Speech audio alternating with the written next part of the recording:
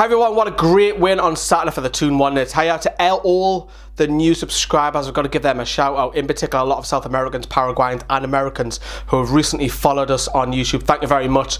We'll be updating with Miguel Almiron's progress at Newcastle quite often. What a home debut it was, wasn't it? We've talked a lot about it over the weekend. Hopefully that continues on Tuesday night against Burnley. So he had a great game.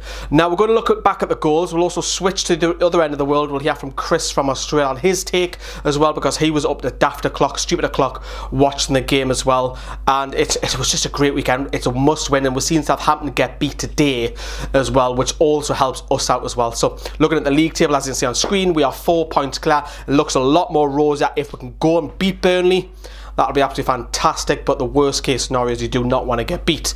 This video, like the rest of them, is sponsored by the OneFootball app. So if you want to see some dodgy goalkeeping decisions that don't want to be substituted off in finals, the OneFootball app is the place to be. Yeah, you know what I'm talking about. Kept I was a blogger.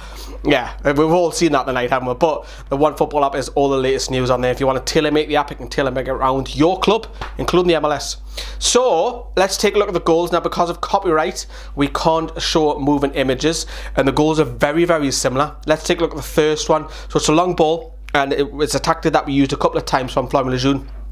Pings it over to DeAndre Yedlin, who was so high up. A lot of the Americans who are already subscribed to this channel like to keep an eye on DeAndre Yedlin. He's so high up. He's been playing almost as a right winger, hasn't he? The last few games, he heads it back across. It falls to Perez, and Perez has a little flick to Hayden. Hayden surprisingly inside that box, thinking, "Oh, I don't know what to do here." Doesn't really get it under control. Rondon comes, right, I'm having this. Rondon blasted through Lossell's legs. I have to feel sorry for the goalkeeper. I thought he was their man of the match. He had a great game as well, kept them in it. 1-0 up, and to be honest with you, we battered them first half, and it was just a case of when we're going to break them down, because we know about the red card, which we'll talk about in just a second. But once that first one went in, we knew that another goal would be all Newcastle, and it was. And the second goal was very, very similar. It killed the game off. Almiron on the left flank. A very high cross over to, again, DeAndre Yedlin getting so high up, a real threat on that right-hand side.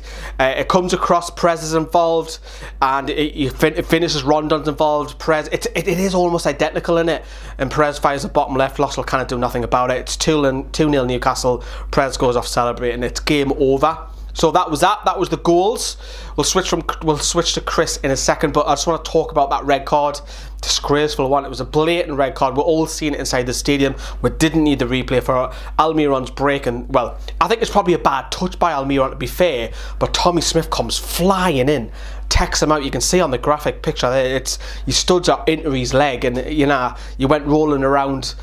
Yes, some people might say theoretically, I can't even say it, over the top. I'll say it like that. But it was a red card, let's face it. It was a disgraceful challenge. Newcastle go on, win the game. We'll win it, and Almiron's alright. And he had a great debut, as I said earlier on. Let's switch now to Chris in sunnier climates. What a fantastic win that was last night. Like I said, previous video, I think these next two games, I think we'll take the 6 points, and what a tremendous debut it was for Almiron.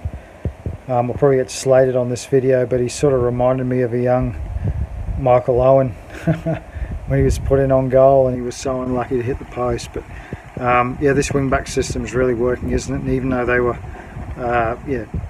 taken down to 10 men, atrocious tackle that was, deserved to be sent off every day of the week. But he stayed calm, controlled, Longstaff in the middle of the park, Lejeune pinging it around. This system just suits us so well, and I think we can take on most teams with using this system.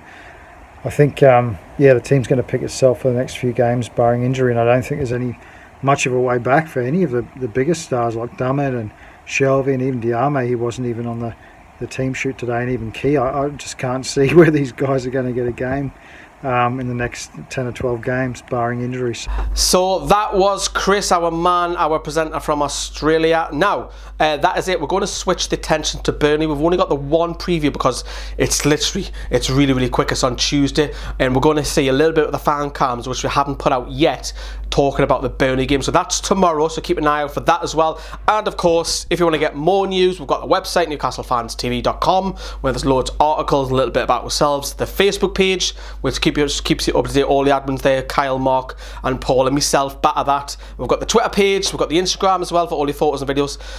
You can't get enough of us, can you? Jokes aside, have a good night, ta-da, bye bye.